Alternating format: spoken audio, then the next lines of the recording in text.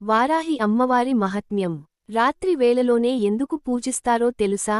వారాహి మాతను రాత్రి వేళలో కొలుస్తారు.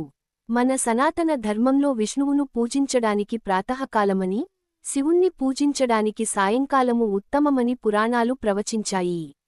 అలాగే కొన్ని దేవతారాధనలు కొన్ని సమయాల్లో చేయడం వలన దానికి విశేషమైన ఫలితాలుంటాయి.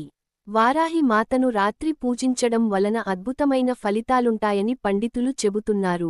మన పురాణాల ప్రకారం శక్తికి ఉన్న 7 ప్రతిరూపాలే సప్తమాతృకాలు.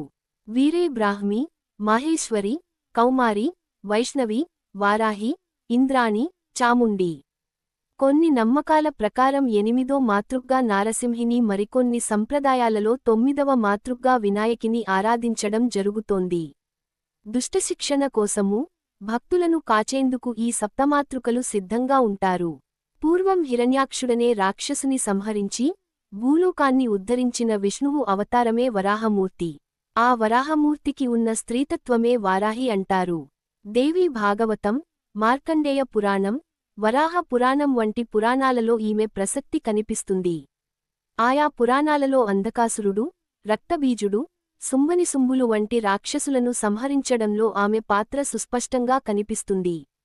వారాహి రూపం ఇంచుమించు వరాహమూర్తినే పోలి ఉంటుంది. ఈమె శరీర ఛాయను నల్లని మేఘవర్ణంలో ఉన్నట్లు పేర్కొంటారు.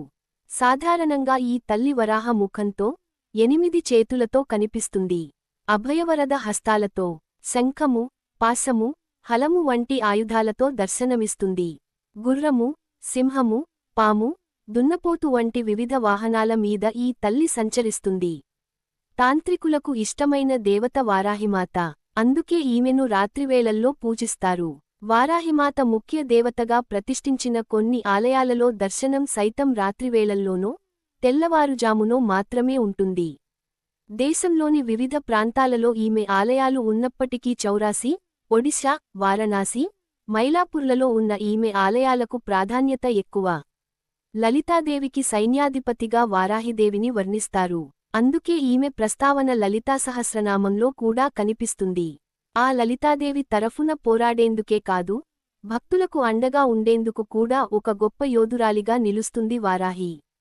ఈమెను ఆరాధిస్తే జీవితంలో ఎదురయ్యే అడ్డంకులన్నీ తొలగిపోతాయని, శత్రుభయం ఉండదని, జ్ఞానం సిద్ధిస్తుందని, కుండలినీ శక్తి జాగృతమవుతుందని తరతరాలుగా నిలిచివు అన్న నమ్మకం. వారాహిదేవి పేర ఉన్న మూలమంత్రాలను, అష్టోత్తరాలను పఠిస్తే సకల జయాలు సిద్ధిస్తాయి.